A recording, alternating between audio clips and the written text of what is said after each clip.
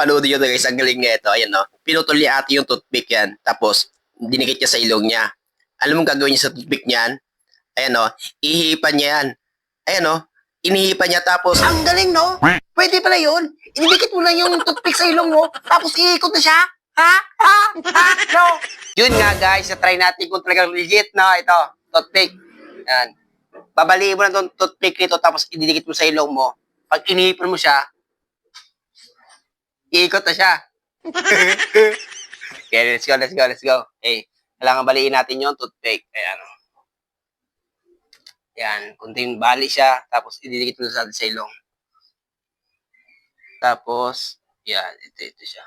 Tapos, iipa mo na siya. Tapos, iikot mo daw siya. Amazing!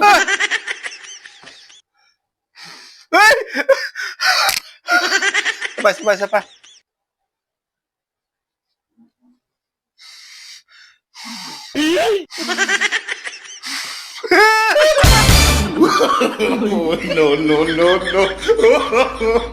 No.